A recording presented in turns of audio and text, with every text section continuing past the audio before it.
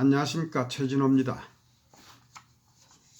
최진호의 신앙탐구 46번째 시간으로 마태복음 시리즈 21번째입니다. 오늘은 마태복음 15장 1절에서부터 20절까지의 내용에 대해서 손을 씻지 않고 먹는 데 대한 논쟁이라는 주제로 말씀 나누겠습니다. 바리새인들과 서기관들이 예루살렘으로부터 예수님께 와서 당신의 제자들이 장로들의 유전을 범하고 있습니다. 떡을 먹을 때 손을 씻지 아니합니다 하고 따졌습니다. 식사 전에 의뢰히 손을 씻도록 한 장로들의 유전을 범했다는 것입니다. 장로들의 유전이란 무엇인가? 하나님이 모세를 통해서 주신 율법은 아닙니다. 그러나 율법을 잘 지키기 위해서 종교 지도자들이 율법에 명시되어 있지 않는 부분까지 세부적으로 정해놓은 규칙들을 말합니다. 율법을 잘 지키려 하는 처음의 의도, 그 정신은 좋았으나 율법을 주신 하나님의 의도를 생각하지 않고 율법보다 더 엄격한 규정을 만들어서 문자적으로 여기에 얽매이게 하는 결과를 가져왔습니다. 식사 전에 손을 씻는 것은 결례의식인데 이에 대해서 마가복음에는 좀 더 자세히 기술되어 있습니다.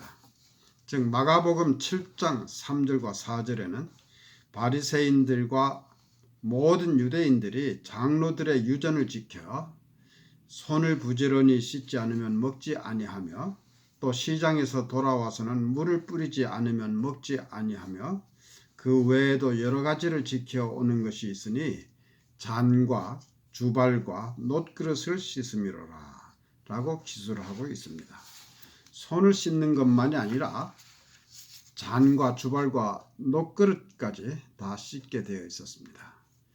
식사 전에 손을 씻는 것은 오늘날 우리의 관점에서 보더라도 위생적으로 좋은 습관이며 틀림없습니다. 그러나 누가 손을 씻지 않았다고 해서 송사할 일은 아니지 않습니까? 그런데 지금 이들 종교 지도자들은 예루살렘에서부터 갈릴리까지 일부러 와서 송사하고 있는 것입니다. 이를 보더라도 이들이 예수님 일행에 대해서 송사거리를 찾기 위해서 얼마나 촉각을 곤두세우고 있는가를 엿볼 수 있습니다. 이에 예수님은 너희는 어찌하여 너희 유전으로 하나님의 계명을 범하느냐 라고 반격하셨습니다. 율법은 하나님이 모세를 통해서 주신 계명이고 장로들의 유전이란 계명을 보조하는 하위의 규정인 것입니다. 그런데 이들이 하위의 규정을 하나님의 계명보다 더 중요시하는 것을 지적하시는 것입니다. 이때 예수님이 인용하신 것은 내 부모를 공경하라는 10계명의 5번째 계명이었습니다. 그리고 다른 계명에 의하면 즉 출애굽기 21장 17절과 레위기 20장 9절에서는 누구든지 그 부모를 저주하면 죽임을 당해야 하는 것으로 되어 있습니다. 그만큼 부모를 공경하고 부모에게 효도하는 것을 그만큼 이 성경에선 중요하게 다루고 있는 것입니다. 그런데 장로들의 유전에는 무엇이든지 하나님께 드림이 되었다라고 선언하면 그것을 사람이 사용할 수 없도록 하였습니다.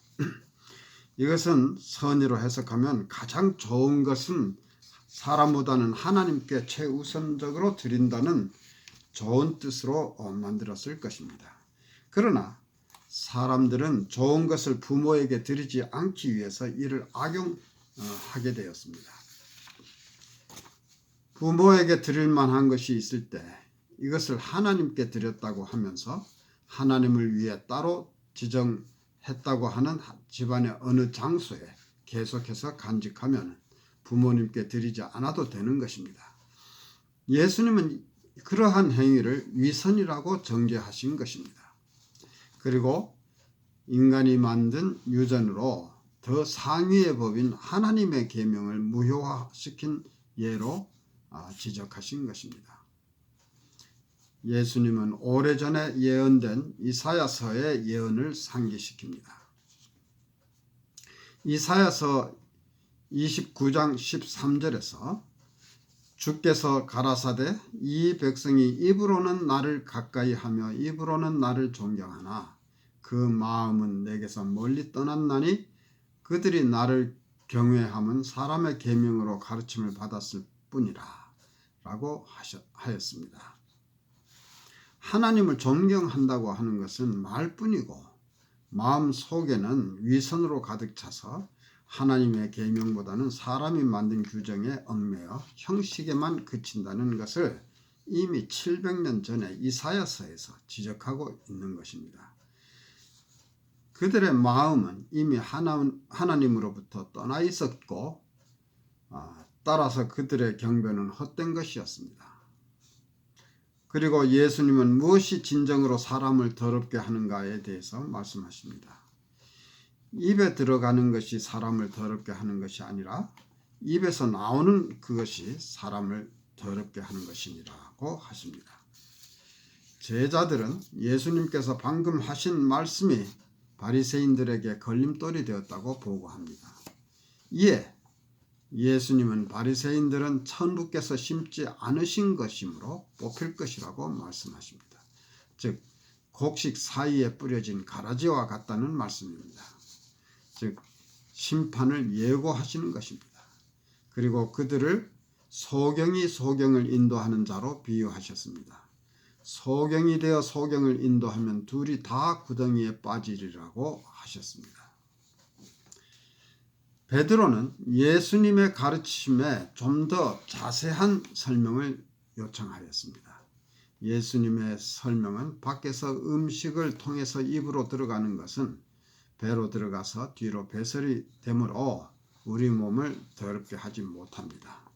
그러나 입에서 나오는 것은 마음에서 나오는 것이므로 마음에 있는 온갖 악한 생각과 살인과 간음과 음란과 도적질과 거짓 증거와 회방 이런 것들이 사람을 더럽게 하는 것이라고 말씀하십니다. 사람을 악하게 하는 영적인 불결을 더 조심해야 한다고 지적하신 것입니다. 예수님은 마태복음 5장에서 8가지 복을 말씀하시면서 마음이 청결한 자는 복이 있나니 저희가 하나님을 볼 것이라고 하셨습니다. 그릇이 있는데 이 그릇의 밖을 아무리 깨끗하게 씻더라도 그릇의 안에 더러운 것이 담겨 있으면 깨끗한 그릇이라 할 수 없듯이 사람의 겉이 아무리 깨끗해도 아무리 샤워를 자주 하고 많이 씻더라도 마음이 청결하지 못하면 청결한 자가 될 수 없습니다. 우리는 육신의 건강을 유지하기 위해서 몸을 깨끗하게 씻는 것도 필요하지만 영적인 순결이 더욱 중요하다는 것을 말씀하시는 것입니다. 우리의 마음속에서 우리를 더럽게 하는 것으로 예수님은 온갖 악한 생각과 살인과 간음과 음란과 도적질과 거짓 증거와 회방을 지적하셨습니다. 이러한 악한 것들이 입 밖으로 나올 때에는 마치 선한 것인 양 그럴듯하게 포장이 되어서 나옵니다. 그것이 바로 위선인 것입니다.